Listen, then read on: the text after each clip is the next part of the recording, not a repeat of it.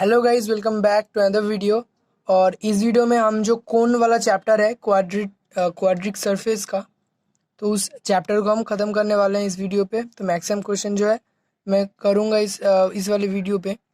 तो मैंने एक कोन का यहाँ पर एक पिक्चर बना दिया है। तो ये एक कोन है। तो यहाँ पर हम जो बचपन में हमने सीखा था कि इसे हम हाइट कहेंगे, इसको हम रेडियस या फिर बेस कहेंगे। और ऐसे हम उसकी जो उसकी क्या है, हम उसकी एरिया निकालते थे या फिर वॉल्यूम निकालते थे। तो उस कॉन्सेप्ट से हमें बाहर निकालना है। इस वाले जियोमेट्री का इस पोर्शन में हमें इसका जो भी इक्वेशन रिलेटेड क्वेश्चन है उसको करना है। तो कुछ चीज़ अब हमें देखना है कि किसको हम क्या कहेंगे। तो इसका ये जो पॉइंट है यहाँ पर सेंटर पॉइंट, इसको हम कहेंगे वर्टेक्स। ओके, मैं यहाँ पर लिखता हूँ। सपोज इसका नाम हम देते हैं ओ। तो ओ इक्वल्स टू है वर्टेक्स। ओके, मेनली इसका एक कोई पॉइंट होता है या फिर ओरिजिन होता है। दो केस ही हम देख सकते हैं कि कभी इसका पॉइंट दिया जाता है कि वर्टेक्स इज ओरिजिन, मतलब 0 0 0 पॉइंट है, या फिर कोई भी एक पॉइंट, सपोज x1 y1 और z1। सो इसे हम कहेंगे vertex. Okay, so this is, ये क्या है, इसका नाम देते हैं ओपी, सपोज ओपी। ओके, सो इसे हम कहेंगे एक्सिस, जो कि यहाँ से इस बीच तक है। ये इस चीज़ को हम कहेंगे एक्सिस। और ये जो साइड में जो लाइंस है इसको हम कहेंगे जनरेटर। एक्चुअली में क्या होता है, सपोज ये एक जनरेटर है, तो इसकी एक पॉइंट यहाँ पर फिक्स्ड हो जाता है और नीचे वाली पॉइंट से ये क्या करता है, ऐसे ऐसे घूमता है, तो एक सरफेस बन जाता है, जिससे कि एक कोन का सरफेस बन जाता है। ओके, तो ये लाइंस, एक लाइन वो क्या करता है, इस कोन को जनरेट करता है।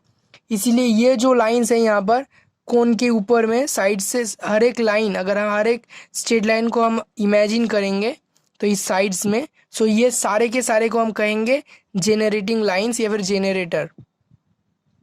ओके, ये सारे के सारे लाइंस जो है जेनरेटर है। ये जो लाइन है ओपी, इसे हम कहेंगे एक्सिस। ओके, ये जो लाइन है इसे हम कहेंगे एक्सिस। जैसे कि आप देख सकते हो, एक्सिस इस वर्टेक्स से जाता है और हर एक जनरेटर भी इस वर्टेक्स से पास करता है। ओके, सो ये हो गया जनरेटर, ये हो गया एक्सिस। अब देखो, ये एक्सिस और हर एक जनरेटर के बीच में जो एंगल होता है, ये वाली जो एंगल होता है, सपोज हम इससे अल्फा से इसे डिनोट करते हैं, तो इस अल्फा को हम कहते हैं सेमी वर्टिकल एंगल।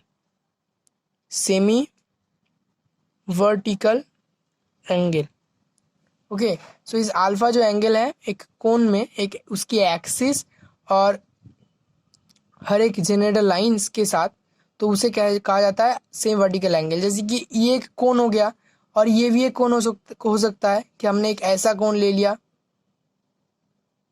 तो इस केस में आप समझ सकते हो कि यहाँ पर इसकी जो सेमी वर्टिकल एंगल जो था यहाँ पर उससे ज़्यादा है। सपोज इसका नाम अगर हम अल्फ़ा 1 दे, इसका नाम अल्फ़ा 2 दे, तो हम देख सकते हैं अल्फ़ा 1 छोटा है किससे, अल्फ़ा 2 से। तो ऐसे ये होता है सेमी वर्टिकल एंगल। डिफरेंट कोन के लिए डिफरेंट इसका जो है वैल्यू होता है। अब एक चीज़ देखो, एक्सिस एक स्ट्रेट लाइन है। ओके, सो एक्सिस का अगर ये एक पॉइंट, ये अगर ओरिजिन है, वो 0 0 0 मतलब ओरिजिन है, तो एक्सिस का इक्वेशन होगा x/l, y/m और z/n, क्योंकि ये 0 0 0 पॉइंट से पास करता है। ओके, और सपोज इसका जो वर्टेक्स है, इसका वर्टेक्स है x1 y1 और z1, तो इसकी जो एक्सिस होगा उसका इक्वेशन कुछ ऐसा हो जाएगा, x माइनस x1, सपोज इसका l1 m1 और n1 देते हैं, l2 x y minus y1 by m2 और z minus z1 by n2। यहाँ पर जो पॉइंट दिया गया है, क्योंकि ये एक्सिस इस वर्टेक्स से पास करता है, इस पॉइंट से पास करता है, तो जब हम क्वेश्चन करेंगे तो ये चीज़ हमें बहुत ही ज़्यादा हेल्प करेगा। तो मुझे लगता है कि आपको थोड़ा बहुत आइडिया आ चुका है कि कौन क्या होता है, उसका वर्टेक्स क्या होता है, उसका एक्सिस क्या होता है, उसका जनरेटर क्या होता है, उसका सेमी वर्टिकल एंगल क्या होता है। तो अभी हम क्या करेंगे, क्वेश्चन को स्टार्ट करेंगे। तो उसके पहले एक बार हम देख लेते हैं कि क्या क्या क्वेश्चन आ सकता है इस चैप्टर से। तो इक्वेशन ऑफ कोन, कोन का इक्वेशन निकाला जा सकता है, मतलब निकालने के लिए कहा जा सकता है इस क्वेश्चंस में। सो क्या क्या गिवन हो सकता है, एक तो वर्टेक्स जो है दिया हो सकता है, मैंने बहुत सारे फॉर्म में इसे लिखा है, या तो ओरिजिन या तो पॉइंट। तो उसके साथ एक्सिस दिया हो सकता है, उसके साथ सेमी वर्टिकल एंगल दिया हो सकता है, या तो फिर एक पॉइंट दिया हो सकता है जहां से वो कोन जो है पास करेगा। ओके, पॉइंट मतलब इस कोन के ऊपर में पॉइंट, जनरेटर जिसे पास करता है। ओके, या तो और क्या हो सकता है, वर्टेक्स एक पॉइंट दिया हो सकता है, उसके साथ सेमी वर्टिकल एंगल। और ये चीज़ बहुत इंपॉर्टेंट है कि वर्टेक्स ओरिजिन हो सकता है, उसके साथ कोई एक्सिस नहीं पर गाइडिंग कार्व दिया गया हो, या फिर बताया गया हो कि passes through intersection of curve and plane. Okay, और इंटरसेक्शन ऑफ कार्व। यहाँ पर और क्या क्वेश्चन आ सकता है, equation of generator of cone, cone की एक जनरेटर का इक्वेशन निकालो। Equation of line of intersection, line of intersection मतलब कोन और प्लेन का अगर इंटरसेक्शन हो जाएगा तो उसकी जो लाइन होगा, जनरेटर का इक्वेशन निकालना होता है। इक्वेशन दैट रिप्रेजेंट्स ए कोन, मतलब एक इक्वेशन दिया होगा और आपको बताया होगा कि आप दिखाओ कि ये जो इक्वेशन दिया गया है वो एक कोन को रिप्रेजेंट करता है। और क्या क्वेश्चन आ सकता है, थ्री म्यूचुअली परपेंडिकुलर जनरेटर्स का इक्वेशन निकाला जा सकता है और उसका सेमी वर्टिकल एंगल जो है tan inverse square root of 2। तो ये सारे क्वेश्चन हम करने वाले हैं इस वीडियो पे। तो हम आसान क्वेश्चन से जो है स्टार्ट करते हैं। तो फर्स्ट क्वेश्चन करने से पहले हम यहाँ पर तो फॉर्मूलाज देख लेते हैं, जिससे कि हमें बहुत ही हेल्प होगा क्वेश्चन सॉल्व करने में। तो राइट सर्कुलर कोन का दो प्रॉपर्टी है एक्चुअली, कि अगर वर्टेक्स ओरिजिन हो, एक्सिस दिया गया हो, एक्सिस क्या हो, एक्स बाई एल। अगर वर्टेक्स ओरिजिन है तो x by l equals to y by m equals to z by n. Suppose ये है एक्सिस, और सेम वर्टिकल एंगल दिया गया है कि एंगल है अल्फा, या फिर थीटा मान लेते हैं। तो एंगल है थीटा, तो उसके लिए क्या होता है, उसकी जो कोन का इक्वेशन ऑफ कोन, ये क्या हो जाता है, ये हो जाता है l square plus m square plus n square x square plus y square plus z square cos square theta. और यहाँ पर आ जाता है l x plus m y plus n y इसकी एन जेड इसकी होल स्क्वायर। तो इस केस में अगर वर्टेक्स ओरिजिन ना हो, वर्टेक्स एक पॉइंट हो, suppose alpha beta gamma. Okay, अगर ये हो तो यहाँ पर एक्सिस भी हमें पता है क्या हो जाता है। तो एक्सिस को भी हम ऐसे लिख सकते हैं फिर, x minus alpha by l y minus beta by n. तो यहाँ पर ये वाली इंपॉर्टेंट चीज़ हो गया इक्वेशन। ओके, और यहाँ पर क्या है, अगर z minus gamma by l m n, sorry, ये हो गया इक्वेशन एक्सिस का, और एंगल वही है थीटा। तो यहाँ पर इक्वेशन ऑफ कोन क्या हो जाएगा, equation of cone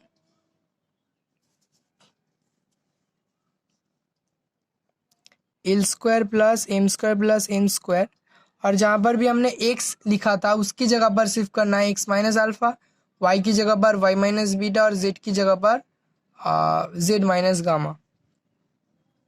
x minus alpha square plus y minus beta square plus z minus gamma square cos square theta equals to l x minus alpha plus m y minus beta plus n z minus gamma और इसकी whole square. Okay, तो ये चीज़ थोड़ा सा हमें जो है याद रखना है, ये चीज़ हमें थोड़ा सा याद रखना है, और इसकी हेल्प से हम निकाल सकते हैं क्वेश्चन को वैल्यू। तो अभी देखते हैं क्वेश्चन को हम। तो ये यहाँ पर इम्पोर्टेंट एक फॉर्मूला आ गया। तो फर्स्ट क्वेश्चन को यहाँ पर देखते हैं हम।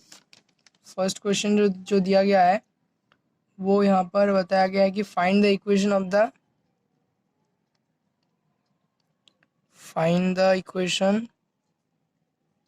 Of the right circular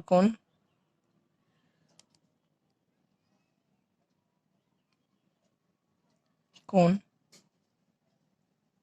whose vertex is origin, vertex is the origin, okay, and whose axis is, axis दिया गया है x/3, y/2 and z/4 and semi vertical angle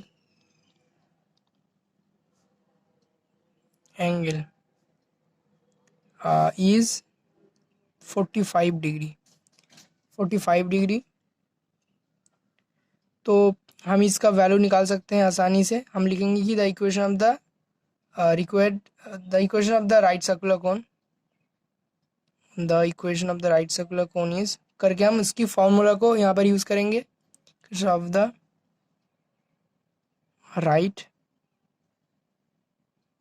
circular cone is, तो फॉर्मूला को हम यहाँ पर यूज करेंगे कि क्या है, l² plus m² plus n² x² plus y² plus z² into cos square theta equals to lx plus my plus nz इसकी होल स्क्वायर। और तो यहाँ पर एलिमेंट का वैल्यू तो पता है हमें, 3, 2 और 4, ये है एलिमेंट का वैल्यू। थीटा का वैल्यू है 45 और एक्स वाई जेड की जगह पर एक्स वाई जेड ही रहेगा। ओके, सो रखते हैं वैल्यू को, 3² प्लस 2² प्लस 4², यहाँ पर x² plus y² plus z², यहाँ पर cos square 45 equals to 3x 2y 4z की होल स्क्वायर। और अब देखो इसका वैल्यू क्या आ जाएगा, 3² is 9 plus 4 plus 16 x² plus y² plus z², cos square 45, तो इसका वैल्यू क्या हो जाता है 1/स्क्वायर, कॉस 45 का वैल्यू होता है 1/√2, तो इसका वैल्यू 1/√2 की होल स्क्वायर मतलब 1/2 आ जाता है। यहाँ पर 3x plus 2y plus 4z इसकी होल स्क्वायर। और अब देखो इसका वैल्यू क्या आ जाएगा, 16 plus 9 25 plus 4 29 x² plus y² plus z² equals to, अब 2 क्या है हम उस तरफ कर सकते हैं इसको, सो ये हो गया 2 into 3x plus 2y plus 4z इसकी होल स्क्वायर। तो ये है हमारा required equation, which is the required equation. So ये हमारा फाइनल आंसर आ गया। अब करते हैं सेकेंड क्वेश्चन को, देखते हैं हम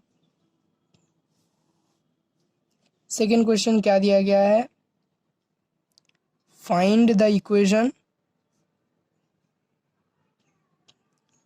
equation of the right circular cone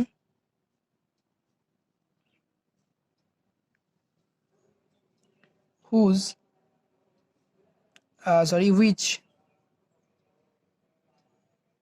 which passes through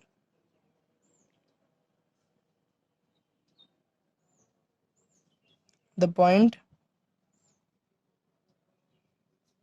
1 1 2, has its vertex at the origin and has the line x/2 y/4 z/3 as its axis। तो एक्सिस के रूप में इसके पास है ये वाली लाइन, जो भी लाइन का इक्वेशन यहाँ पर दिया गया है, और क्या है, पॉइंट दिया गया है एक, और वर्टेक्स बताया गया है ओरिजिन। तो इसकी क्या है, हम पहले हमें एक जनरेटर का इक्वेशन निकालना होगा। हम क्या करेंगे, यहाँ पर उसी फॉर्मूला यूज़ करेंगे, तो हमें थीटा का ज़रूरत पड़ेगा। तो हम क्या करेंगे, सेमी वर्टिकल एंगल निकाल लेंगे। एक चीज़ आप समझने की कोशिश करो कि ये है हमारा कोन, ये है जनरेटर, सॉरी एक्सिस, ये वाली चीज़ है एक्सिस, ये है एक जनरेटर। अब देखो हमारे पास ये वाली पॉइंट है, मतलब ये पॉइंट मतलब इस कोन के ऊपर कोई भी एक जनरेटर का पॉइंट, एक वाला पॉइंट है हमारे पास, इस वर्टेक्स का पॉइंट है जो है origin, vertex at the origin. तो ये वाले पॉइंट है 0 0 0, और यहाँ पर जनरेटर का भी एक पॉइंट है 1 1 2। सो इस दोनों पॉइंट से हम क्या कर सकते हैं, एक स्ट्रेट लाइन का इक्वेशन निकाल सकते हैं, जो हो जाएगा इस जनरेटर का एक इक्वेशन। तो जनरेटर का इक्वेशन मिल गया, एक्सिस का इक्वेशन दिया गया है, तो उसके बीच में क्या है, एंगल, उसका भी इक्वेशन हम उसका भी वैल्यू निकाल सकते हैं हम। ओके, कैसे निकाल सकते हैं, दो स्ट्रेट लाइन के बीच का जो एंगल जैसे निकालते हैं वैसे हम निकाल सकते हैं। तो हम निकालेंगे पहले एक जनरेटर की इक्वेशन। जनरेटर का एक पॉइंट तो दिया गया है यहाँ पर 112 और एक पॉइंट क्या होगा, क्योंकि हर एक जनरेटर वर्टेक्स से पास करेगा तो वर्टेक्स का तो पॉइंट दिया गया है, ओरिजिन है। तो हम यहाँ पर निकालेंगे उसका value. The equation of A generator, equation of A generator of the given cone, the given cone is, क्या हो जाएगा, x minus zero, x minus zero by one minus zero, y minus zero by one minus zero और z minus zero by two minus zero, that is x by one, y by one equals to z by two. तो ये आ गया हमारा एक generator का value equation.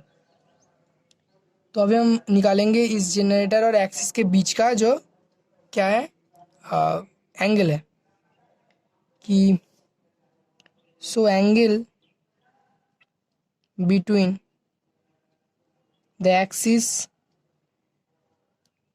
and the generator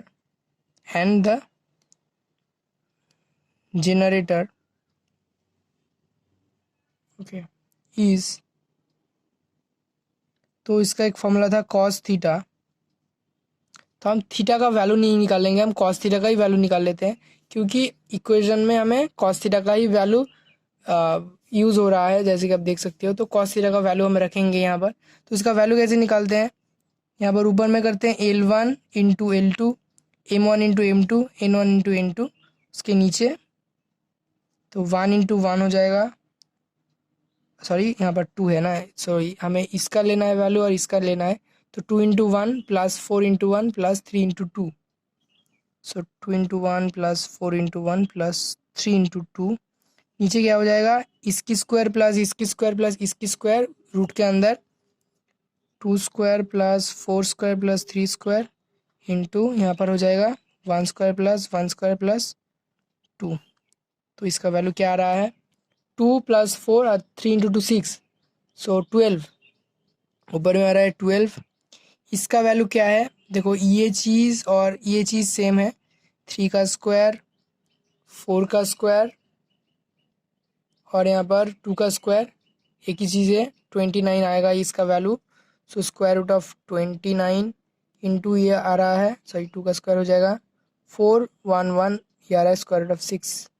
तो इसका वैल्यू जो है आ रहा है 12 divided by square root of 174। तो ये वैल्यू आ रहा है कॉस थीटा का। अभी हमें सिर्फ क्या करना है, उस इक्वेशन में इसका वैल्यू यहाँ पर पुट कर देना है। तो फिर से हम एक ही काम करेंगे, ओके। सो करते हैं हम, so the equation of the cone is करके हम सेम फॉर्मूला यूज़ करेंगे। So the equation of the cone is, क्या हो जाएगा, l square plus m square plus n square x square plus y square plus z square cos square theta equals to l x plus m y plus n z की whole square. अब देखो L1 का value क्या है, जो कि axis का था 2 4 और 3, ओके 2 4 और 3, और कॉस थीटा का वैल्यू अभी अभी हमें मिला 12 divided by square root of 174। तो उसकी वैल्यू यहाँ पर हम पुट करेंगे।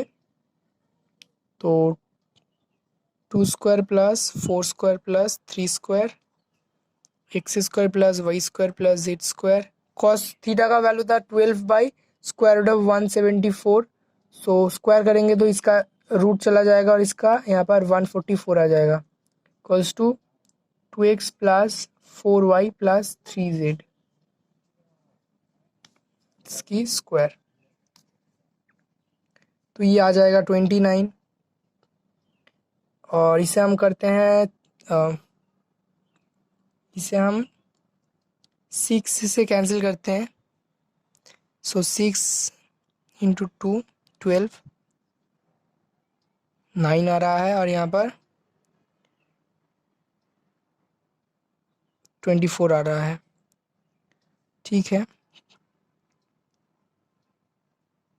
एक चीज़ आप देखो यहाँ पर 29 से कैंसिल हो जाएगा, सो ये वाला 29 और ये वाला 29 जो है कैंसिल हो जाएगा, तो हमें मिलेगा 24। यहाँ पर और करते हैं, और और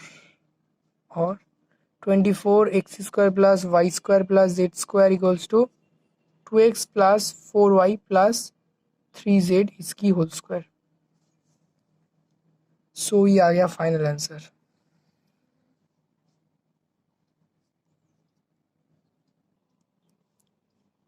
विच is the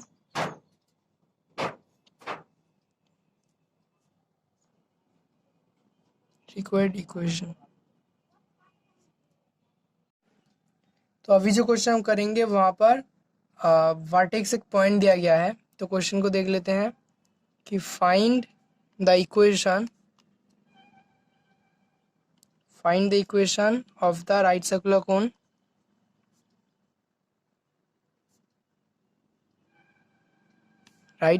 cone with vertex at the point 3 2 1। Okay, semi vertical angle दिया गया है 30 degree, semi vertical angle 30 degree, and axis x minus 3/1 y minus 2/4 equals to z minus 1/3। So ये चीज़ है क्या, ये है हमारा तो तीनों चीज़ दिया गया है यहाँ पर, एक्सिस दिया गया है, ये है पॉइंट और ये है सेमी वर्टिकल एंगल। तो हम उस फॉर्मूला का यूज़ करेंगे जो फॉर्मूला की बारे में हमने बात किया था, तो ये वाली फॉर्मूला को हम यूज़ करेंगे और यहाँ पर वैल्यू जो है पुट करेंगे।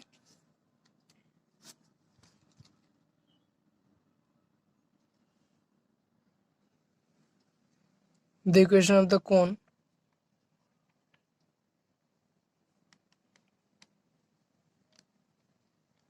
इज, तो क्या था formula, l square plus m square plus n square, यहाँ पर x minus alpha square plus y minus beta square plus z minus gamma square cos square theta equals to l x minus alpha plus m y minus beta plus n z minus gamma इसकी whole square.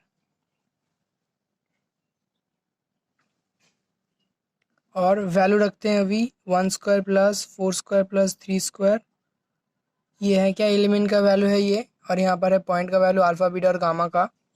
सो x minus 3 whole square plus y minus 2 whole square plus z minus 1 whole square cos square 30 degree. तो cos 30 का value क्या होता है, cos 30 का value होता है 3/√3/2,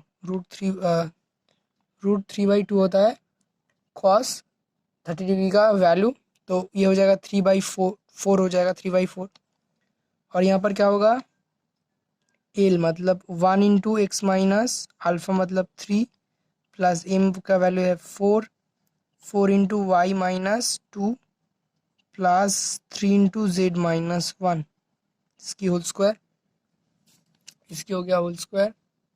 okay, यहाँ पर और इसका क्या वैल्यू हो जाएगा, 139। सो हम धीरे धीरे करते हैं इसको, 1 प्लस 16 प्लस 9, इसको हम ऐसे ही रहने देते हैं।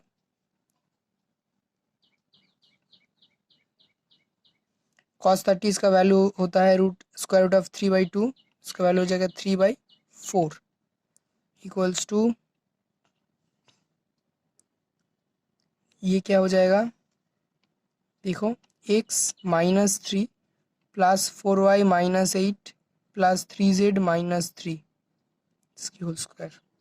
और इसका वैल्यू क्या है, 10 + 26 आ रहा है ये, -3 का होल स्क्वायर प्लस y-2 का होल स्क्वायर प्लस z-1 का होल स्क्वायर 3/4। सो इसे कैंसिल करते हैं, 2 होता है, यहाँ पर होता है 13।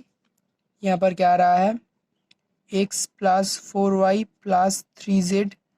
अब देखो -3 -8 और -3, 3 हो गया -6 और 8 -14 इसकी होल स्क्वायर। और देखो हम 3 से इसको मल्टीप्लाई करते हैं तो हमें मिलता है 39 x-3 का होल स्क्वायर प्लस y-2 का होल स्क्वायर प्लस z-1 का होल स्क्वायर। और ये जो नीचे 2 था इसको हम उससे मल्टीप्लाई कर देते हैं, तो 2 × x + 4y + 3z -14 इसकी होल स्क्वायर।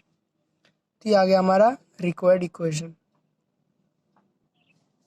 अभी नेक्स्ट क्वेश्चन को देखते हैं, जहाँ पर एक गाइडिंग कार्व दिया गया है। नेक्स्ट क्वेश्चन यहाँ पर दिया गया है, तो ये हो गया 4th वाला कि फाइंड द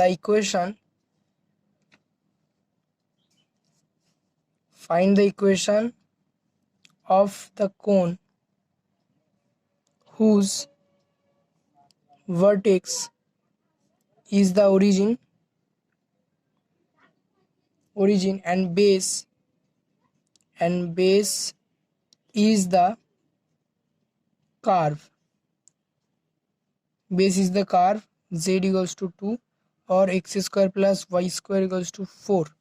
एक चीज़ आप देखो यहाँ पर कि एक राइट सर्कुलर कोन का जो नीचे का चीज़ होता है वो एक क्या होता है, वो एक सर्कल होता है। ओके, लेकिन हमेशा ऐसा नहीं होता।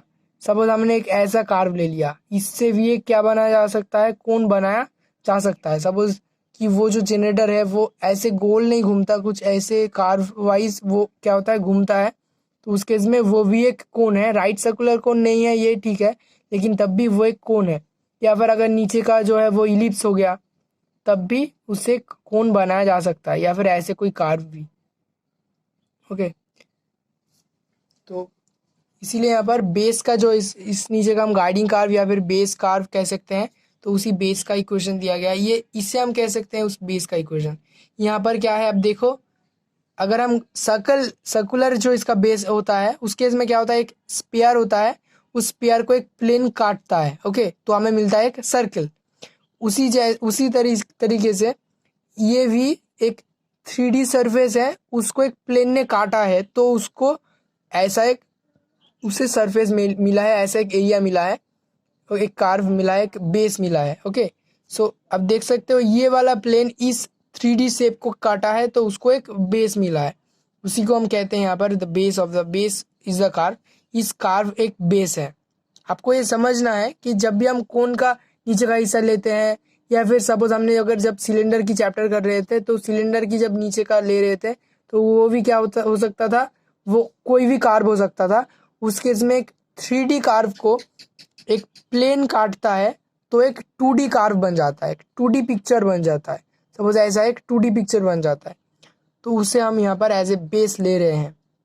इसीलिए मैक्सिमम केसेस में एक 3D शेप का इक्वेशन उसके साथ एक प्लेन का इक्वेशन दिया जाता है। इसका मतलब होता है कि इस प्लेन ने उस 3D सरफेस को काटा है, तो हमें एक 2D सरफेस मिला। ओके, तो जो भी हो, यहाँ पर एक कार्व दिया गया है, वर्टेक्स दिया गया है, ओरिजिन, बस ये दो चीज़ हमारे पास है। तो इसके साथ हम करेंगे। तो अब पहले हम क्या करेंगे, हम एक्सिस को एज्यूम कर लेंगे। Let the equation of the axis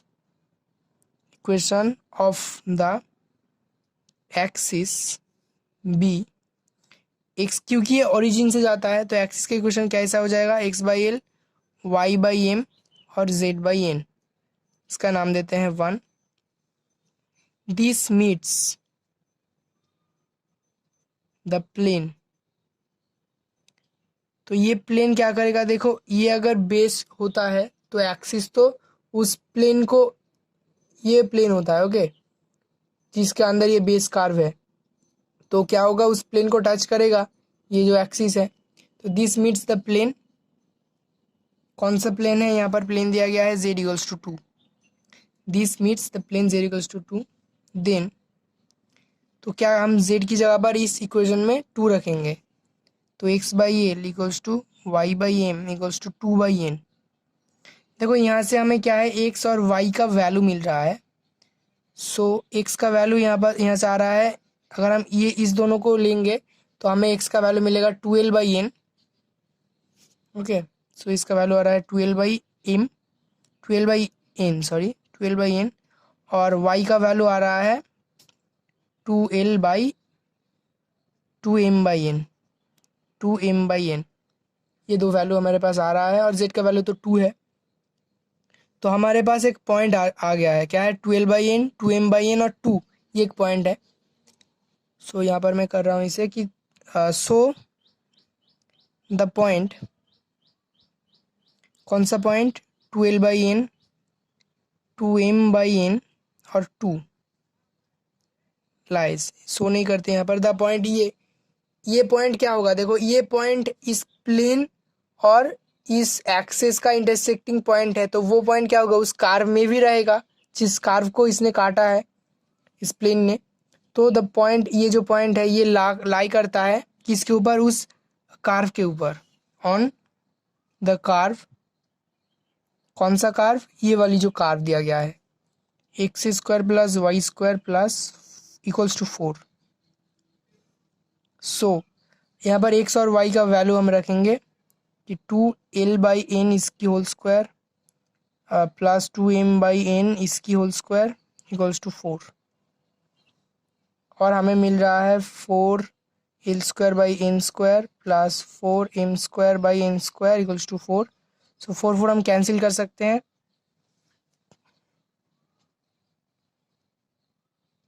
okay, और कर सकते हैं l²/n² plus m²/n² equals to 1। अब एक चीज़ आप देखो कि हमारे पास ये जो 1 वाला इक्वेशन है, यहाँ से हम l/n और m/n का वैल्यू निकाल सकते हैं। अब इस दोनों को लो तो हमें मिलता है x/l इक्वल्स टू z/n। सो अगर l को हम इस तरफ और z को इस तरफ कर देते हैं तो x/z इक्वल्स टू मिलता है l/n। सो l/n का वैल्यू हो गया x/z। सिमिलरली अगर इस दोनों को हम करेंगे तो हमें मिलता है m/n का वैल्यू y/z। तो हम करते हैं बाई वन, हमें क्या मिलता है, x/z, इसकी जगह पर x/z, या फिर हम करते हैं x² / z² प्लस m/z का वैल्यू होता है y/z। सो ये आ गया y²/z² इक्वल्स टू 1, और इसको अगर हम सिंप्लीफाई करते हैं तो x² plus y² equals to z², which is the required equation, which is the required equation.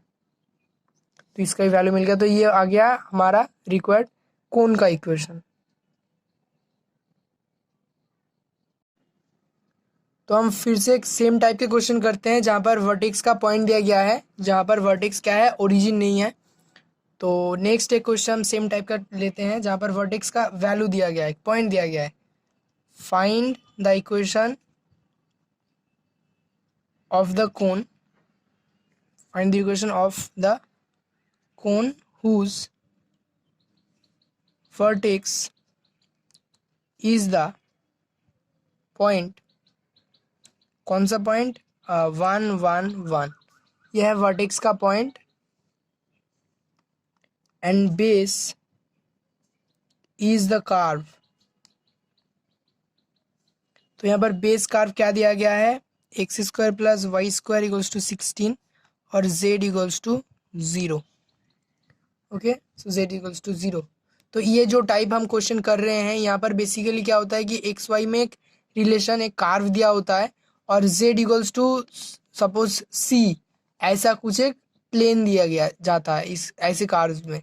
तो इस क्वेश्चन को हम ऐसे सॉल्व करते हैं जैसे कि हम कर रहे हैं अभी। तो इसको क्या करेंगे, फिर से एक सेम टाइप के करेंगे कि हम एक्सिस की इक्वेशन को एज्यूम करेंगे कि लेट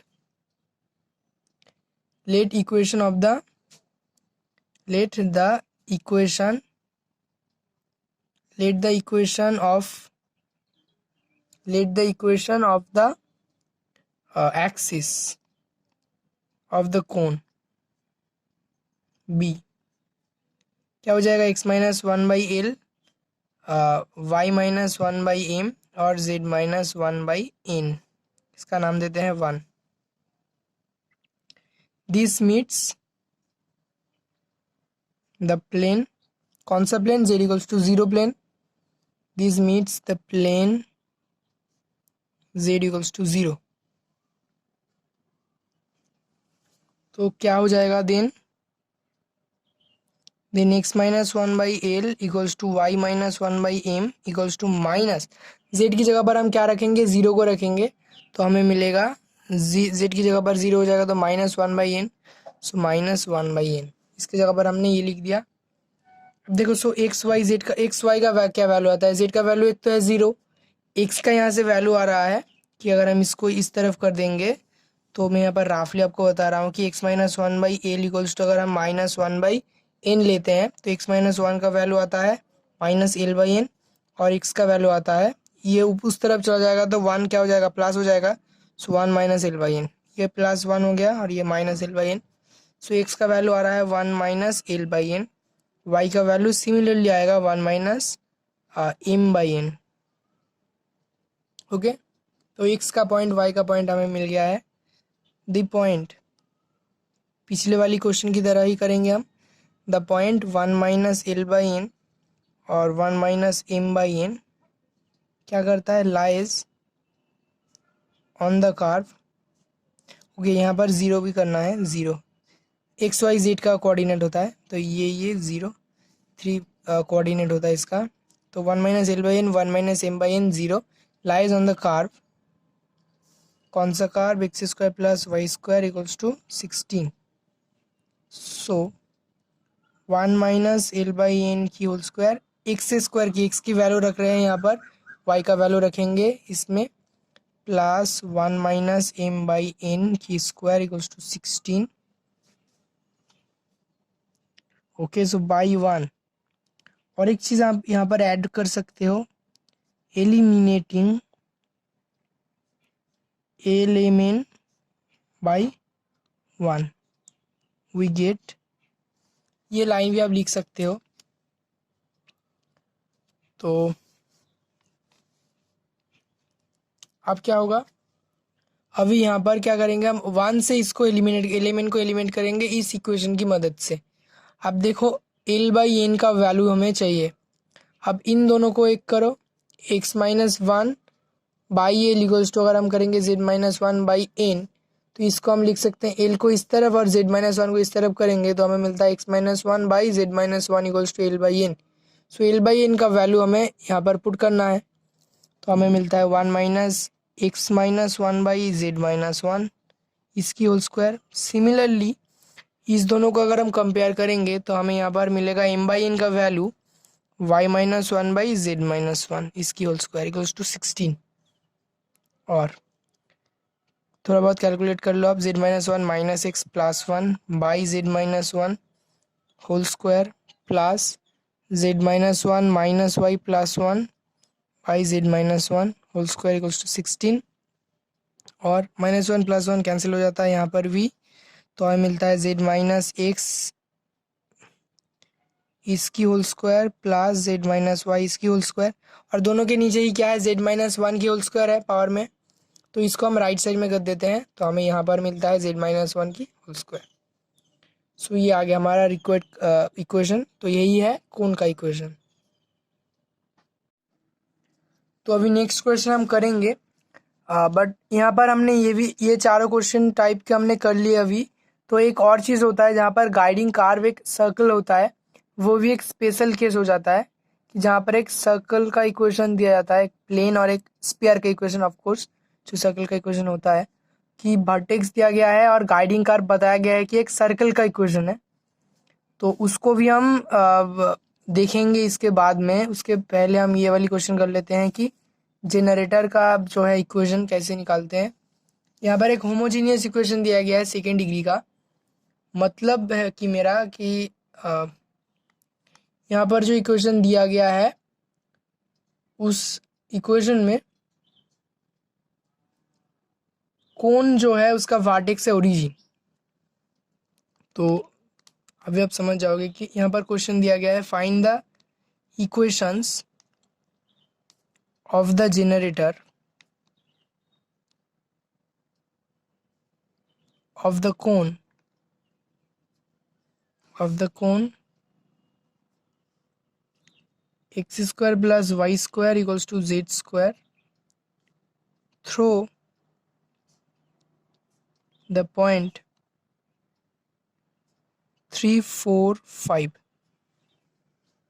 तो ये है कोन का इक्वेशन और एक पॉइंट दिया गया है, बताया गया है कि जनरेटर का इक्वेशन निकालो।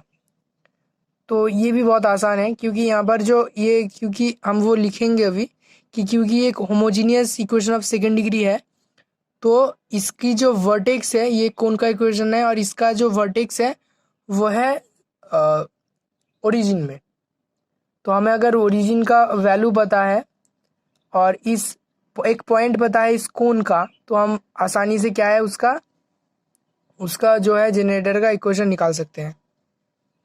तो थोड़ा सा हमें यहाँ पर क्या है लिखना है कि क्योंकि ये जनरल इक्वेशन इसका जो डिग्री है इक्वेशन का होमोजीनियस वो है सेकेंड डिग्री, तो इसीलिए इसका वर्टेक्स है ओरिजिन में। तो थोड़ा सा हम इसे लिखते हैं कि since the equation of the cone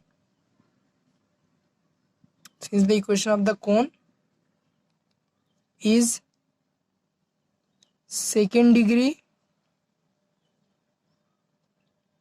homogeneous equation, the vertex of the cone is at the origin, then every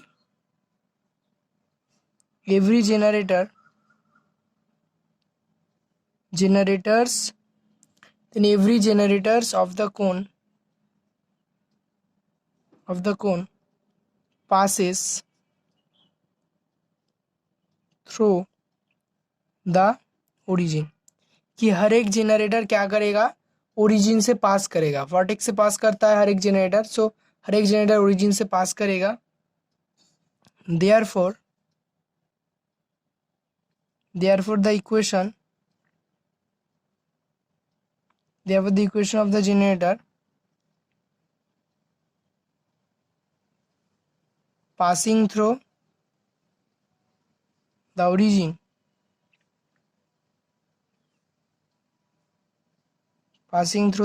and the point 3 4 5 is, तो कैसा हो जाएगा इसका इक्वेशन, एक स्ट्रेट लाइन का इक्वेशन होगा जो कि 2 पॉइंट से पास करता है, एक है ओरिजिन और एक है ये वाला पॉइंट। सो इजी है ये, x minus 0 by 3 minus 0 equals to y minus 0 by 4 minus 0 और z minus 0 by 5 minus 0 that is x by 3 y by 4 और z बाई 5। तो ये आ गया हमारा फाइनल आंसर। सो गाइस अभी नेक्स्ट क्वेश्चन करते हैं जो म्यूचुअली परपेंडिकुलर वाला जो क्वेश्चन है। तो एक बार क्वेश्चन को देख लेते हैं और फिर इस पे डिटेल में हम देखेंगे कि एक्चुअली म्यूचुअली परपेंडिकुलर जनरेटर्स मतलब क्या होता है। तो फर्स्ट हम क्वेश्चन को यहाँ पर लिख लेते हैं। तो नंबर 7 वाला क्वेश्चन होगा। तो क्वेश्चन है if 2x equals to y equals to 2z represents one line, if this एक लाइन का इक्वेशन दिया गया है, represent one line of the set of 3 mutually perpendicular generator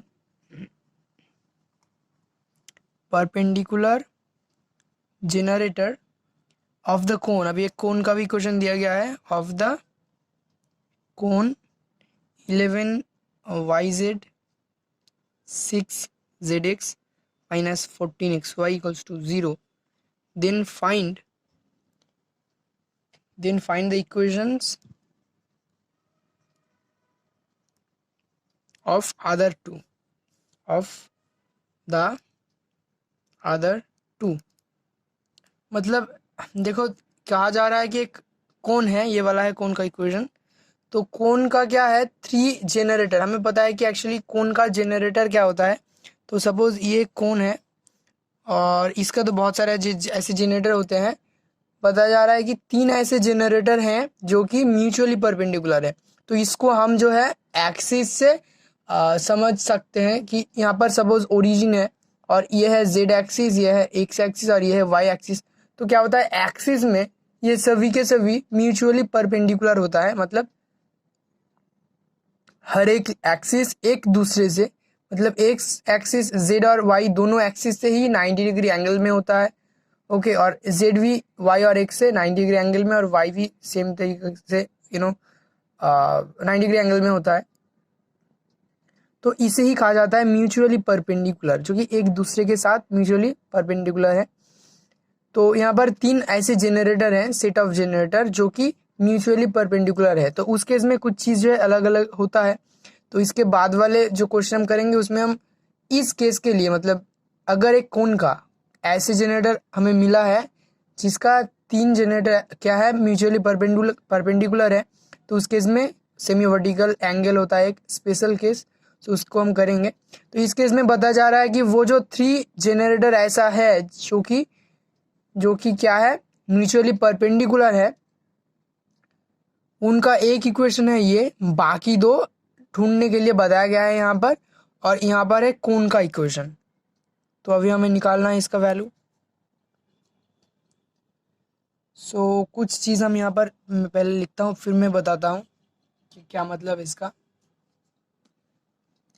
since the cone has 3 perpendicular generators,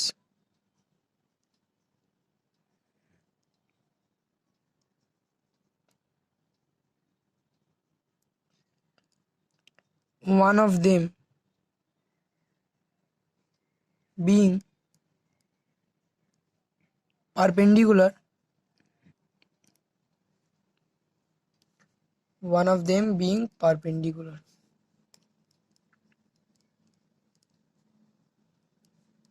to the other plane।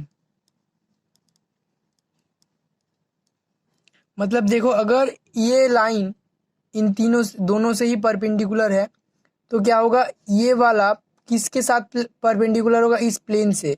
हम x Z plane को जो है imagine कर सकते हैं, उससे क्या होता है, ये वाई एक्सिस परपेंडिकुलर होता है। Okay, perpendicular to the plane other plane.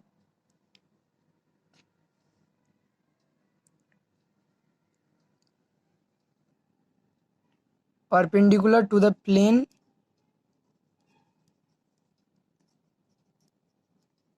containing the other two। मतलब कि वो लाइन जो है, एक लाइन क्या करेगा, अलग अलग बाकी के जो 2 लाइन बच जाएगा उसके साथ, उसको कंटेन करके जो भी प्लेन बनता है उसके साथ 90 डिग्री एंगल में होगा। जैसे कि आप वाई जेड वाला प्लेन को अगर आप सोचोगे तो उस प्लेन से क्या होगा, ये जो एक्स एक्सिस है ये क्या होगा, परपेंडिकुलर होगा। द स्ट्रेट लाइन, कौन सा स्ट्रेट लाइन, ये वाली स्ट्रेट लाइन। अब देखो इसको हम थोड़ा सा चेंज करके लिख सकते हैं। ओके, सो इसको हम पहले भी यहाँ पर कर सकते थे कि देखो ये क्या है, ये लाइन है 2x equals to y equals to 2z। So अगर हम तीनों को क्या करेंगे, एक्स सॉरी 2 से अगर डिवाइड कर देंगे तो यहाँ पर बचेगा x, यहाँ पर बचेगा y/2, और यहाँ पर हम लिख सकते हैं x/1। सो 2 से हम डिवाइड कर दें तो ये x equals to y/2 equals to z हो रहा है। तो इसके नीचे कुछ नहीं है, मतलब 1 लिख सकते हैं। तो स्ट्रेट लाइन कुछ ऐसा बन जाता है। ओके, तो ये क्या हो गया, सिमेट्रिकल फॉर्म हो गया स्ट्रेट लाइन का। जैसे कि आप देख सकते हो यहाँ पर माइनस देके कोई पॉइंट नहीं है या फिर प्लस देके, तो हमें ये भी पता चल रहा है कि ये ओरिजिन से पास करता है। ओके, सो ये वाला हो गया उस straight line. The straight line, this line क्या करेगा, being one generator of the set of mutually perpendicular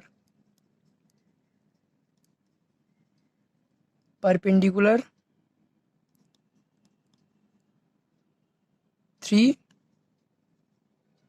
generators, मतलब 3 सेट ऑफ म्यूचुअली परपेंडिकुलर में से ये एक क्या है, जनरेटर है।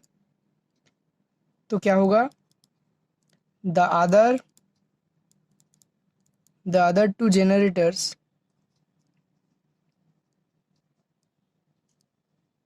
will be the lines of section of the given cone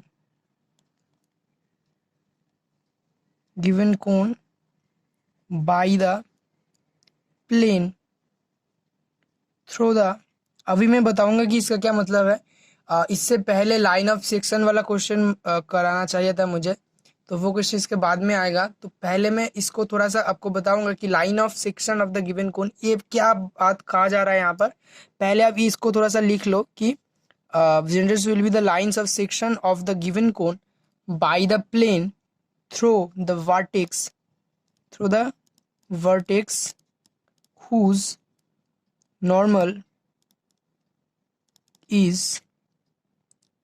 whose normal x by 1, ये वाली स्ट्रेट लाइन हम लिखेंगे y by 2 और z by 1।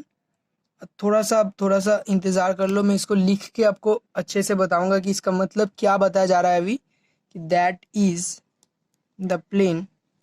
तो एक चीज़ यहाँ पर हम करते हैं कि इस प्लेन से क्या करेंगे, इसको एज ए नॉर्मल मान के हम अगर एक प्लेन ड्रॉ करने की कोशिश करेंगे तो हमारा क्या हो जाएगा, ये है रेशियोज 1 2 और 1। तो उस इक्वेशन हो जाएगा उस प्लेन का x plus 2y plus z equals to 0। Okay, अब देखो यहाँ से देखो ध्यान से क्या बताया जा रहा है कि क्योंकि ये वाला है, पहले तो मैं आपको बता दूं थोड़ा सा कि लाइन ऑफ सेक्शन मतलब क्या होता है, कि एक कोन है, ये क्वेश्चन के बीच में ड्रॉ करने की ज़रूरत नहीं है, तो आप इसे राफली कर सकते हो अलग जगह पे। मैं यहाँ पर ही कर रहा हूँ, अभी एक्स बॉक्स के अंदर कर रहा हूँ। तो एक देखो ये है एक कोन। ओके, अगर हम इसको एक प्लेन से कट करेंगे वर्टेक्स से, ऐसे नहीं कि ऐसे अब एक प्लेन को ऐसे कट कर दिया आपने, ऐसे नहीं, अगर हम इस वर्टेक्स से प्लेन से इस कोन को काटेंगे, सपोज ये कुछ ऐसा एक आपके पास केक है। ओके, कोन की शेप में केक है जो फुल है, मतलब इसमें कोई एम्प्टीनेस नहीं है। तो इसको अगर आप इस जगह से काटोगे तो इस जो आधा चीज आपको मिलता है उसकी इस साइड में ये जो लाइन होता है और उस साइड में वो जो लाइन होता है वो इस कट के वजह से हो रहा है, और वो दो क्या है कि जनरेटर है। ओके, तो क्या होता है कि अगर आप इस प्लेन से इसे कटोगे तो आपको क्या मिलेगा, दो साइड में होगा जनरेटर। वो जनरेटर क्या करेगा, इस प्लेन में ही लाई करेगा। ओके, इस प्लेन में ही लाई करेगा। ये चीज आपको समझना, आई होप कि आपको समझ आ रहा है कि आधा सपोज हमने ले लिया इस कोन का, तो एक प्लेन को अगर हम कोन की वर्टेक्स से लेकर कट करते हैं तो इस दो केस में हमें क्या मिलता है, ये जनरेटर मिलता है। तो अगर जब हम लाइन ऑफ सेक्शन की बात करेंगे एक क्वेश्चन में, तो वहां पर भी एक प्लेन और एक एक क्या है, ये कोन और एक प्लेन का इक्वेशन दिया हुआ होगा। उस केस में हमें करना क्या है, हमें निकालना है कि अगर इस प्लेन इस कोन को काट करता है तो ये जो दो जनरेटर मिलता है, इस तरफ एक और उस तरफ एक, तो वो दो जनरेटर का इक्वेशन, दोनों जनरेटर क्या होता है, ऑब्वियसली लाइन होता है, तो उस लाइन का इक्वेशन हमें निकालना होता है। इस केस में भी कुछ वैसा ही कहा जा रहा है कि यहाँ से आप देखो, the other 2 generators will be the line of section, मतलब दो लाइन ऑफ सेक्शन होगा किसका, उसी दो लाइन का कंटेन करके जो प्लेन बनाया गया है। ओके, सपोज हमने एक्स एक्सिस, यहाँ पर हम एक्स और जेड एक्सिस से समझ रहे थे इसको, कि सपोज ये वाली चीज आपको क्या है दिया गया है, ये वाली चीज आपको दिया गया है और इस दोनों का इक्वेशन आपको निकालना है। तो यहाँ से क्या होगा, आप देखो ये जो है दोनों ही जनरेटर है और उसको कंटेन करके जो प्लेन है, यहाँ पर अब कोई भी सपोज ये इस वाली जनरेटर और यहाँ से कोई भी एक जनरेटर लोगे तो वो क्या होगा, एक्चुअली उसको कंटेन करके एक प्लेन मिलता है। जो प्लेन इसको अगर कट करे तो वो जो है दोनों लाइन ऑफ सेक्शन है वो जनरेटर होते हैं। ओके, किसी भी दो जनरेटर के लिए आपको एक क्या मिल जाएगा, प्लेन मिल जाएगा, किसी भी दो। ये क्या है, स्पेयर है, कोन है, सॉरी मैंने गलती से इसे स्पेयर कह दिया। तो ये कोन है, तो ये वाला लाइन यहाँ पर मैं थोड़ा सा बड़ा करके इसे करता हूँ। तो ये कोन है, तो यहाँ पर अब दोनों अगर क्या करोगे, जनरेटर लोगे कोई भी उस तरफ और इस तरफ, तो उसके अकॉर्डिंग उसके रिस्पेक्ट में आपको एक क्या मिल जाएगा, प्लेन मिल जाएगा, जो अगर उस कोन को कट करेगा वर्टेक्स से, तो क्या होगा, ये दो होगा लाइन ऑफ सेक्शन। तो यही बात यहाँ पर कहा जा रहा है कि the other two generators will be the line of section of the given cone. इस कोन का लाइन ऑफ सेक्शन है वो वाला प्लेन बाई द प्लेन। कौन सा प्लेन से ये लाइन ऑफ सेक्शन हमें मिलता है, लाइन ऑफ सेक्शन मतलब यहाँ पर उस दोनों जनरेटर की बात कहा जा रहा है, इसके अलावा और भी जो दो जनरेटर है। तो और एक चीज आप देखो, क्योंकि ये नॉर्मल है, ये तो नॉर्मल हो गया इस वाले प्लेन का। ओके, सपोज ये एक प्लेन है और ये जो 90 डिग्री एंगल में होता है, ये वाली होता है इस प्लेन का नॉर्मल। ओके, सो इस केस में आप देखो, इस जो वाई जेड प्लेन है यहाँ पर, ये उसका क्या है, नॉर्मल है।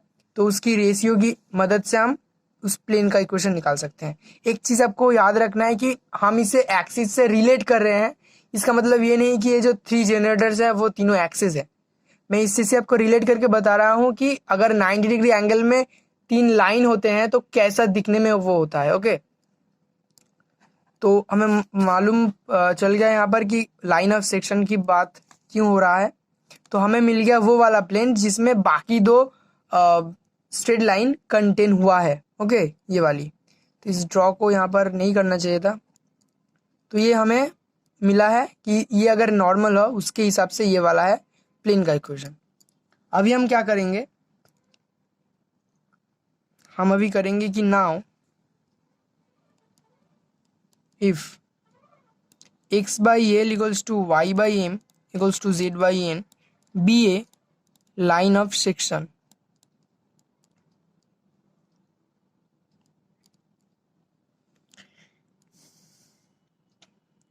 then अब देखो हमने मान लिया कि ये है लाइन ऑफ सेक्शन। जो दो लाइन ऑफ सेक्शन की बात हम कर रहे हैं, मतलब बाकी दो जो जनरेटर की बात हम कर रहे हैं उसको हमने ये मान लिया।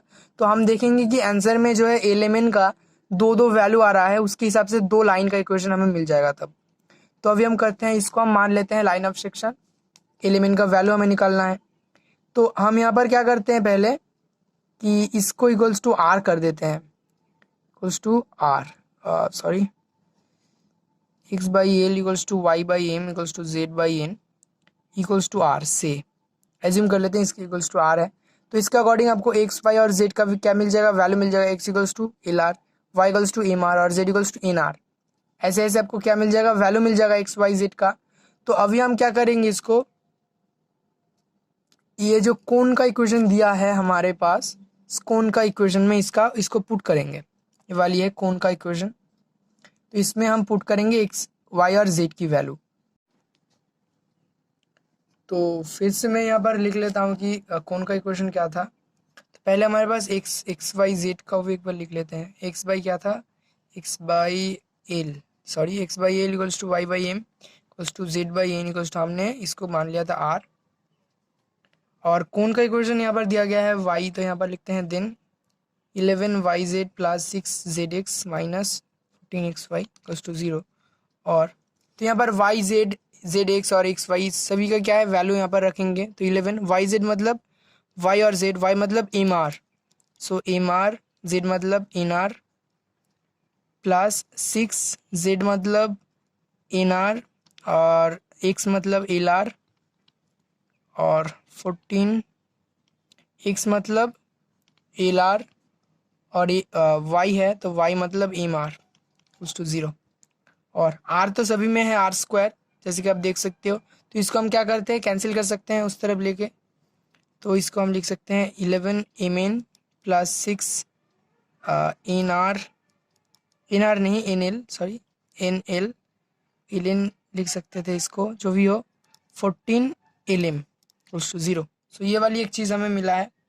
और एक चीज़ देखो, क्योंकि क्यों हम ऐसा कैसे लिख सकते हैं, क्योंकि वो वाली जो कोन था, ये तो जनरेटर जो भी है वो तो इस कोन का ही जनरेटर है, लाइन ऑफ सेक्शन जो भी है। तो उस कोन का ही अगर जनरेटर होगा तो वो क्या करेगा, लाई करेगा इस कोन में, तो ऑफ कोर्स क्या हो जाएगा, उसकी जो पॉइंट्स है यहाँ पर वो इसको सेटिस्फाई करेगा कोन को। और एक चीज़ देखो, उस प्लेन, जो भी हम प्लेन को एज्यूम कर रहे थे, प्लेन का वैल्यू भी हमें मिला था, क्या था, एक्स प्लस 2y+z, ये भी हमें मिला था। तो उसको भी अब अगर देखोगे तो वो प्लेन भी क्या करेगा, इस दो लाइन को कंटेन करेगा, तो इसको भी सेटिस्फाई करना चाहिए इसका वैल्यू उस लाइंस का। एंड यहाँ पर उसको भी वैल्यू हम रखेंगे एक्स, 2y और z में। सो r तो कैंसिल हो जाएगा, तो हम सिर्फ एलिमेंट को ही रखते हैं यहाँ पर, कि x की जगह पर क्या हो जाएगा, एल आर, मतलब सिर्फ l रखते हैं 2m, और z की जगह पर n r, so n equals to 0। और इससे हम क्या करते हैं, इनका वैल्यू निकाल लेते हैं। इनका वैल्यू, आप एल का भी वैल्यू निकाल के कर सकते हो, ये जो भी चीज़ हम कर रहे हैं अभी। तो इनका वैल्यू मैंने यहाँ से निकालता हूँ, तो इनका वैल्यू हो जाएगा -2m+l, ये हो जाएगा इनका वैल्यू। तो अभी हम क्या करेंगे, अभी हम इन का वैल्यू को, इसको नाम दे देते हैं 1 और इसको नाम देते हैं 2। तो इन का वैल्यू लेके यहाँ पर अगर हम रखेंगे तो हमें एम और एल में रिलेशन मिल जाएगा। ओके, तो हमें एक्चुअली में क्या निकालना है, एलिमेंट का रेशियो निकालना है। तो हम लिखते हैं कि eliminating n from 1 and 2 we have, क्या हम एलिमिनेट कर रहे हैं इनको एक और दो से, तो हमें क्या मिलता है, इसका वैल्यू हमें यहाँ पर पुट करना है। तो 11m minus 2m+l plus 6 minus 2m+l into l minus 14lm equals to 0, और -22m² plus 11lm minus 6 into 2 12ml plus 6l² minus 14lm to 0। सिर्फ मैंने ईमेल कर दिया, एक ही चीज़ है। तो ये तीनों चीज़ का क्या होगा, कैलकुलेशन होगा यहाँ पर, -22m², यहाँ पर है 11, 14 और 6, थोड़ा सा कैलकुलेट करना पड़ेगा। 6 + 1 17 माइनस 14, सो 3 आ जाता है यहाँ पर, प्लस 3lm यहाँ पर प्लस 6l² इक्वल्स टू 0। तो ये चीज़ जो है हमारे पास आ रहा है।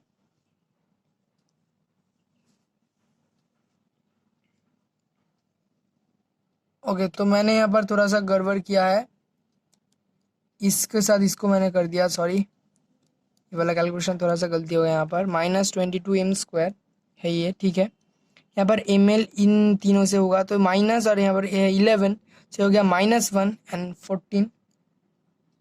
ओके, सो क्वेश्चन यहाँ पर बहुत सारा गलती हो गया। तो इनका वैल्यू था ये चीज़, और हमने यहाँ पर कुछ और ही रख दिया है, तो गड़बड़ हो गया यहाँ पर। मैं यहाँ पर इसको कर रहा हूँ अभी, तो मैं इसे कट नहीं करूँगा, ठीक है। 11m n की वैल्यू है -2m-l, ओके, -2m-l, ये वाला 11 n का वैल्यू, प्लस 6n n मतलब -2m-l minus 14lm equals to 0। तो ये चीज़ आपको देखना है कि जब भी कैलकुलेशंस हो रहा है तो आप खुद से करने की कोशिश करो, गलती हो जाता है कभी कभी। तो ये बहुत ही इम्पोर्टेंट चीज़ है कि कैलकुलेशन आप खुद से देखो, कि बहुत सारे जगह पर गलती हो जाता है कि एक वैल्यू पुट करने में या फिर प्लस माइनस में, तो वो क्या कर देता है, उस क्वेश्चन को ही ख़राब कर देता है। तो अभी करते हैं इसको 11, और तो होगा -22m² माइनस 22lm माइनस 12, यहाँ पर था n l था तो यहाँ पर l देंगे 12ml, और lm कर देते हैं minus 6l² minus 14lm equals to 0, और -22m² माइनस, सो 22, 12 और 14 इनको हमें प्लस करना, ऐड करना है। तो 22 + 12 होता है 34, 40 एंड 44 और 4 48 हो जाता है ये।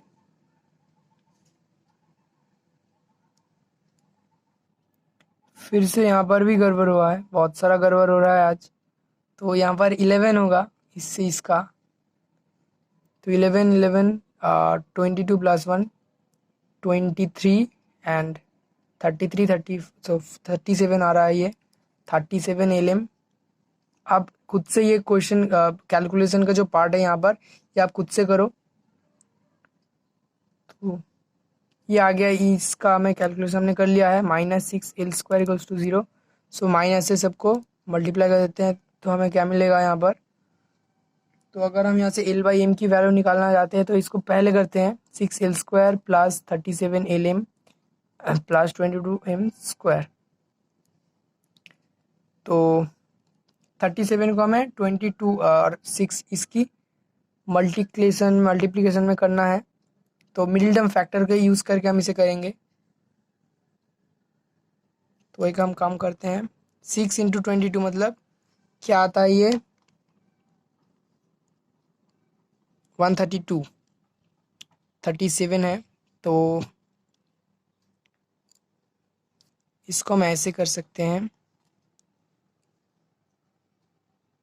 33 ml और LM प्लस 4 LM। तो इसको अगर हम मल्टीप्लाई करेंगे तो हमें मिलता है 132, और यहाँ पर करते हैं 22M² = 0 और 6। तो हम क्या करते हैं, अभी इसको कॉमन लेंगे, 6L नहीं ले सकते, 3L लेना पड़ेगा, 3L। सो क्या L प्लस 11M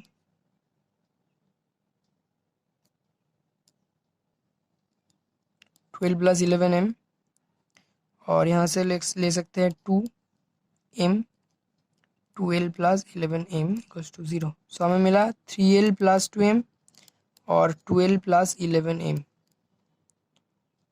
और हमें L/M का वैल्यू निकालना है, तो दोनों को क्या करते हैं, हम M से डिवाइड कर देते हैं, दोनों को M से डिवाइड करते हैं, तो हमें मिलता है 3L/M प्लस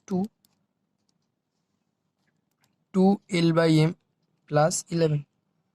तो L/M का वैल्यू हमें मिल जाएगा। सो L/M इक्वल्स क्या हो जाएगा, ये उस तरफ जाएगा तो -2 और 3 जाएगा, सो -2/3, और आ रहा है -2/3 एक बार आ रहा है, इस केस में आ रहा है -11/2। ये दो चीज़ जो है हमारे पास है, L/M का वैल्यू मिल चुका है। सॉरी, तो मैंने देखा नहीं स्क्रीन को, तो ये चीज़ किया है हमने, तो इसके लिए मैं सॉरी कहता हूँ कि गलती हो गया यहाँ पर स्क्रीन के लिए। तो यहाँ पर वैल्यू इसका सही आ रहा है, L/M का वैल्यू, जो भी दो वैल्यू यहाँ पर है। तो अभी हमें इनके साथ भी इसका एक रिलेशन को ढूंढना है कि ये जो 2 है, यहाँ पर हम किसी का भी वैल्यू रखेंगे, L का वैल्यू मतलब -2/3 × M ऐसा हो जाएगा, तो उस केस में हमें रिलेशन मिल जाएगा इनके बीच में, फ्रॉम टू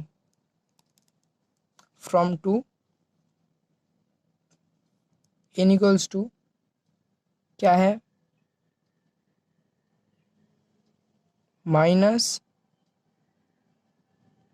-M की जगह पर अगर हम रखेंगे इसका वैल्यू, तो M का जगह पर यहाँ पर क्या हो जाएगा, M का वैल्यू क्या आ रहा है, इससे आ रहा है -3/2 L, और इस केस में आ रहा है -2/11 L। ये आ रहा है M का वैल्यू, तो उसको हम रखेंगे यहाँ पर इस वाली फॉर्मूला में, तो -2M सो -2M -L ये है, पर -M का वैल्यू हो रहा है, माइनस प्लस हो जाएगा, 2 × M का वैल्यू है 3/2 L -L, सो 3L -L 2L, तो N = आ रहा है 2L। सो L/N = यहाँ पर L/M = -2/3, सो L/N का वैल्यू क्या हो जाएगा, L/N सो 1/2। तो आ गया L/N का वैल्यू, तो हमें मिला L/M = -2/3 इसके लिए। तो यहाँ पर हम लिख सकते हैं कि हम कौन सी वैल्यू यहाँ पर हमने लगाया है, ये वाला पहला, ये वाला, फिर से हम, सो इस केस में L/M का रेशियो क्या हो जाएगा, देखो एक चीज़ आप देखो यहाँ पर, कि अगर हमारे पास क्या है एल बाई एम है और एल बाई एन है, तो हमें निकालना है l is to m is to n का वैल्यू। ओके, तो हम यहाँ पर क्या करेंगे, n by l is to m by l, और यहाँ पर करते हैं सपोज एल बाई एल, तो यहाँ पर नीचे का थ्री क्या क्या क्या हो जाएगा, कैंसिल हो जाएगा, तो हमें एल एम एन का वैल्यू मिल जाएगा। सॉरी, मैंने यहाँ पर एन कर दिया यहाँ पर। तो हम सिंपली क्या करेंगे, so l is to m is to n, इसका वैल्यू कैसे मिलेगा, one is to m by l, तो हम तीनों को एल से डिवाइड कर रहे हैं suppose, is to n by l. Okay, अब देखो इसका वैल्यू, इन दोनों का वैल्यू हमें पता है, इसका वैल्यू है one is to, so one is to m by l, m by l मतलब हमें एल बाई एम पता है, तो उसको उल्टा करके लिखना है, minus three by two is to n by l, यहाँ पर हमें एल बाई एन मिला है हाफ, तो ये हो जाएगा टू, सो टू से मल्टीप्लाई कर देंगे सबको, तो मिल जाएगा two is to minus three is to four. तो ये आ गया एक l is to m is to n का वैल्यू, रेशियो उसका आ गया। ऐसे भी आप निकाल सकते हो एलिमेंट का रेशियो इससे। तो सिमिलरली एल का इस वैल्यू के लिए हमें फिर से एक अलग से निकालना होगा एन का वैल्यू, तो यहीं पर कर देते हैं, थोड़ा सा छोटा करके लिख देते हैं यहाँ पर कि फ्रॉम, तो इस यहाँ पर कर देते हैं, आप इसे अच्छे से कर सकते हो। तो यहाँ पर हमने एक बार इसका वैल्यू मिला है two minus two m minus l, फिर से हम करते हैं minus two m minus l, n का वैल्यू है, तो यहाँ पर माइनस टू एम की जगह पर हम इससे पुट करेंगे अभी, सो माइनस इंटू माइनस ये हो जाएगा प्लस, सो टू एम की जगह पर करेंगे into two by eleven, okay, minus l, l हो जाएगा minus two by eleven l, so four l by eleven minus l, eleven, four minus eleven मतलब minus seven l, n equals to minus seven l. तो उस case में ये क्या हो रहा है, so l is to m is to n, similar तरीके से one is to m by l is to n by l equals to one is to m by l मतलब एल बाई एम, इसका उल्टा। तो ये वाली value अभी हम ले रहे हैं, तो minus two by eleven is to, इसका क्या वैल्यू आ रहा है l by n, n by l का, एन बाई एल हमें चाहिए, तो n by l minus seven divided by eleven. तो दोनों क्या करते हैं हम, इलेवन से अगर मल्टीप्लाई कर देंगे तो eleven is to minus two is to minus seven. तो ये दोनों वैल्यू आ गया हमारा एल एम एन का। तो लाइन को भी हम लिख सकते हैं, तो यहीं पर मैं थोड़ा सा लिख देता हूँ कि आंसर क्या है। सो द लाइन्स आर, पहले तो ये वाला 3.3 रेशियो में पता है एलिमेंट का, और ये वाला, सो द लाइन, दो लाइन हमें मिला है, क्या हो जाएगा उसका value, x by two equals to y by minus three equals to z by four, ये एक हो गया, और एक हो गया एक्स बाई, ये तीनों जो वैल्यू है, x by eleven equals to y by minus two equals to z by minus seven. So ये वाला है दूसरा स्ट्रेट लाइन। तो एक इसमें लिखने से थोड़ा सा गड़बड़ हो गया, आई होप कि आपने इसे साफ सुथरा तरीके से लिखा है। तो अभी हम नेक्स्ट क्वेश्चन को देखेंगे। तो नेक्स्ट क्वेश्चन करते हैं एंगल वाला। तो इसकी पहली वाली जो क्वेश्चन है, आप उसे ध्यान से देखना और इसे थोड़ा सा साफ सुथरी तरीके से लिखना। तो नेक्स्ट क्वेश्चन में हम देखते हैं वही म्यूचुअली परपेंडिकुलर वाला क्वेश्चन, जिसमें सिमेट्रिकल एंगल को निकालने के लिए कहा जा रहा है। तो क्वेश्चन को मैं यहाँ पर लिखता हूँ। तो अभी 7th वाला हुआ, तो 8th वाला। तो नेक्स्ट क्वेश्चन है कि a rigid circular cone has 3 mutually perpendicular, a rigid circular cone has 3 mutually perpendicular generators. Prove that the semi-vertical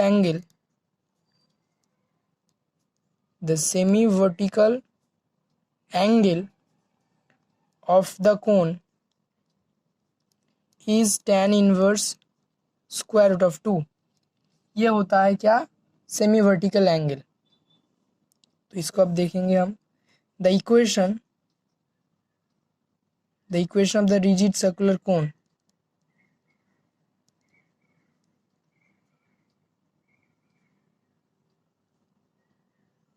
with vertex at origin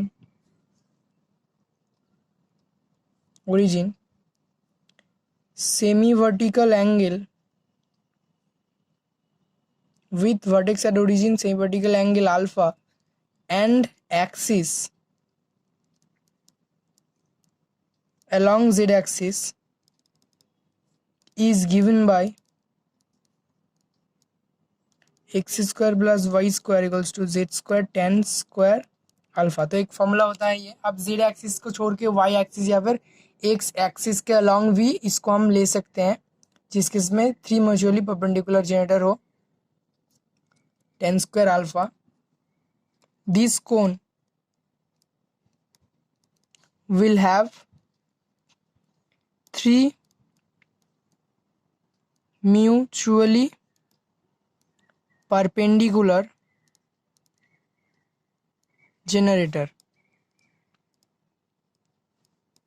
if, तो क्या होगा, इसकी जो कंडीशन होगा इस वाली कोन का, उसकी कंडीशन होगा कि एक्स वाई और जेड की जो कोएफिशिएंट्स हैं जेड स्क्वायर की, उसकी सम इक्वल्स टू 0 हो जाए। ओके, डायरेक्टली हम कर सकते हैं। देखो यहाँ पर एक्स की कोएफिशिएंट क्या है 1, तो 1 प्लस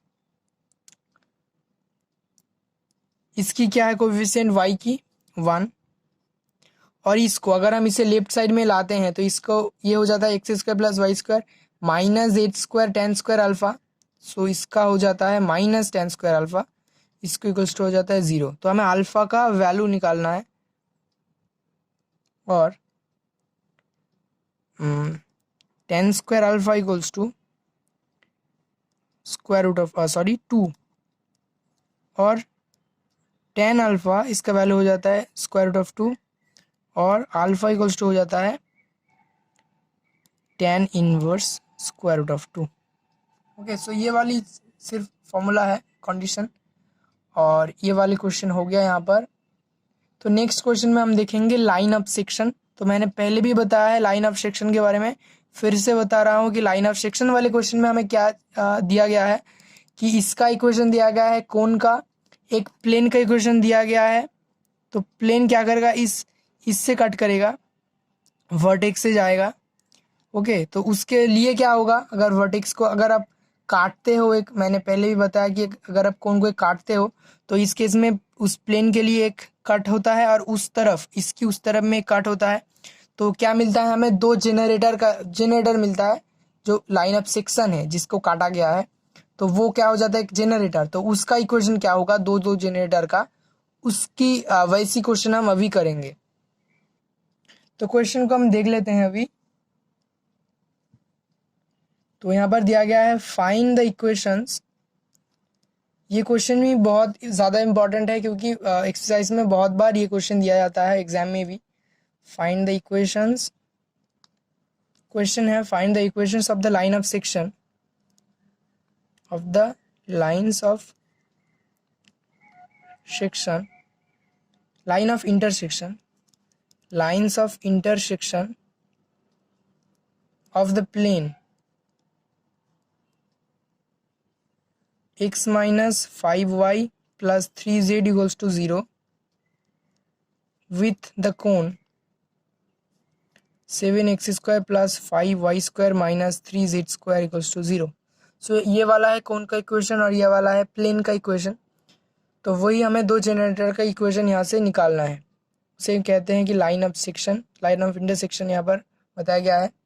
तो क्या करेंगे हम क्या करेंगे, यहाँ से x का वैल्यू निकाल के इसमें डाल देंगे। तो eliminating x between two equations we get तो यहाँ पर अब x का वैल्यू आपको क्या मिलेगा, 5y माइनस 3z मिलेगा, उसको आप इसमें कर दो तो x का वैल्यू यहाँ से मिलता है 5y माइनस 3z, इसमें हम उसको डाल दिया हमने, plus 5y square minus 3z square equals to 0, और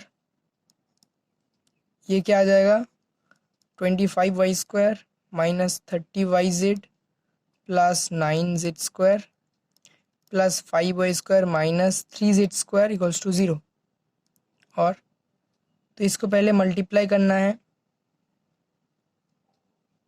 ये आ रहा है 175y स्क्वायर माइनस ये आ रहा है 210yz 63z square plus 5y square minus 3z square equals to 0, और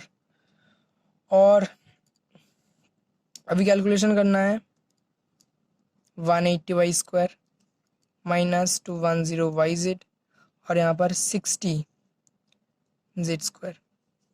तो देखो यहाँ से हम क्या करते हैं, 30 को यहाँ से कॉमन ले सकते हैं, तीनों से 30, तो 30 हमने कॉमन लेके हमने कैंसिल कर दिया, तो हमें मिलता है 6y square minus 7yz plus 2z square equals to 0। तो हमें क्या करना है, yz का वैल्यू, y का वैल्यू यहाँ से हमें निकालना है, और तो पहले इसे मिडिल टर्म फैक्टर कर लेते हैं हम, 6 इंटू 2 12, मतलब इसे ऐसे लिखा जा सकता है 6y square minus 4yz minus 3yz plus 2z square equals to 0, और 2 कॉमन ले सकते हैं, 3y स्क्वायर 2y कॉमन ले सकते हैं, 3y minus 2z minus z, तो 3y minus 2z equals to 0, और 2y माइनस z, यहाँ पर 3y minus 2z equals to 0। अभी हम क्या करते हैं, इसको z से डिवाइड कर देते हैं दोनों को, तो हमें मिलेगा 2y by z minus 1 3y by z minus 2। So y by z का दो वैल्यू हमें मिल रहा है, एक है 1/2 और एक है 2/3।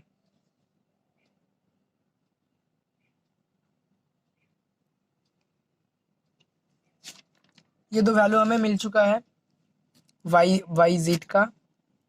तो पिछले वाले क्वेश्चन की तरह करेंगे हम, तो अभी क्या करेंगे, y बाई जेड, तो किसी का भी वैल्यू लेके, मतलब y का या फिर z का, इसमें पुट कर देंगे। किसका वैल्यू लेते हैं, y बाई जेड का वैल्यू, मतलब यहाँ पर लिखते हैं from the equation of the plane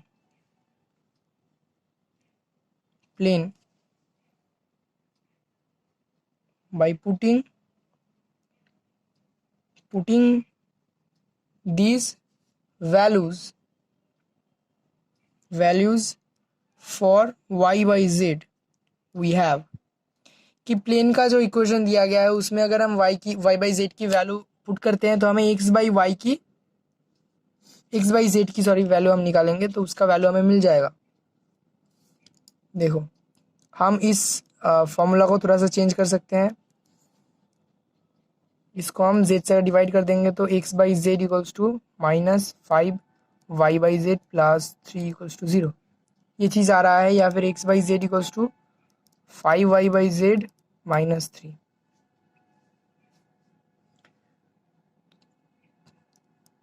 so x by z का दो वैल्यू हमें क्या क्या मिलेगा, इसको अगर हम पुट करेंगे 1/2, राफ कर रहा हूँ मैं इसको, y बाई जेड का एक वैल्यू क्या है 1/2, सो y बाई जेड है तो उसके जगह पर अगर हमने कर दिया 1/2, सो 5/2 माइनस 3, ये इसका वैल्यू आ रहा है minus 1/2,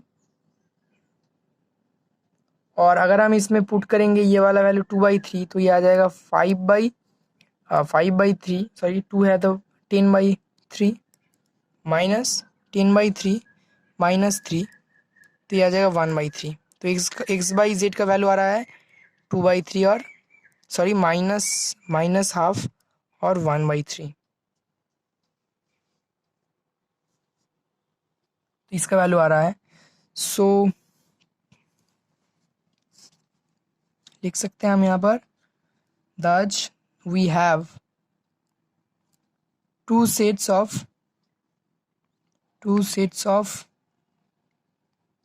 values of the ratios x given by ratios x is to y is to z given by तो हमें क्या क्या मिला। अब देखो फिर से वही ट्रिक, हम यहाँ पर ट्रिक नहीं है, वही प्रोसेस हम यूज़ करेंगे x is to y is to z का वैल्यू जो है निकालने के लिए। अब देखो राफली मैं यहाँ पर कर रहा हूँ इसको कि कैसे करना है। 1 is to x by z is to x by z या फिर x by z, x cube first में होता है, वाई बाई जेड का वैल्यू है हमारे पास, okay, y by z is to z by z मतलब 1। इसका अगर हम निकाल लेंगे इस टू तो हमें मिल जाएगा।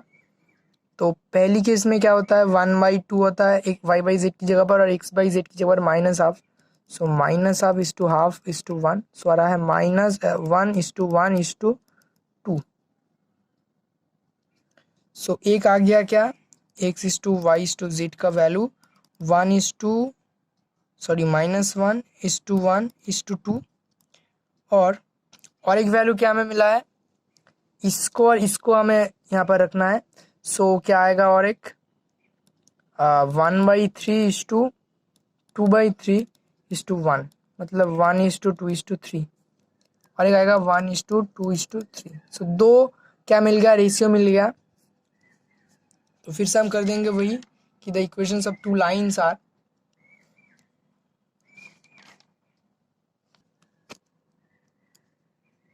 thus the equation of the two lines are lines of section are, तो क्या में हो जाएगा, एक x बाई इसका value -1 equals to y by 1 equals to z by 2 and, और एक क्या हो जाएगा x by 1 equals to y by 2 equals to z by 3। So ये दो हो गया उस लाइन ऑफ सेक्शन, मतलब एक कोन को अगर एक प्लेन कट करेगा तो ये होगा दो लाइन ऑफ सेक्शन, दो जनरेटर उस कोन का। तो इस वीडियो को हम यहीं पर ख़त्म करते हैं। तो एक क्वेश्चन यहाँ पर बच जाता है जो कि बहुत ही इंपॉर्टेंट क्वेश्चन था, कि एक इक्वेशन दिया गया है तो हमें उससे रिप्रेजेंट करना है, रिप्रेजेंट एक कोन, कि वो एक कोन का इक्वेशन है। एक इक्वेशन दिया गया है जो हमें देखना है कि वो एक कोन का इक्वेशन है और उसका वर्टेक्स भी निकालना है। तो ऐसा एक क्वेश्चन होता है जो बहुत ही ज़्यादा इंपॉर्टेंट होता है, और अगर हम देखेंगे तो वो एक्चुअली में होता है general equation of second degree का इक्वेशन, पर वो कोन की एक्सरसाइज के चैप्टर्स में भी दिया गया है। तो उस वाले क्वेश्चन को हम सेपरेटली करेंगे एक अलग वीडियो पे। तो ऑलमोस्ट बहुत सारे क्वेश्चन जो है कोन का इस वीडियो में जो है समअप हो जाता है। तो मिलते हैं हम नेक्स्ट वाले वीडियो पे। तो अगर आपने पूरा वीडियो देखा है तो कमेंट ज़रूर कर देना। तो नेक्स्ट वीडियो में हम मिलेंगे, तब तक के लिए goodbye and take care.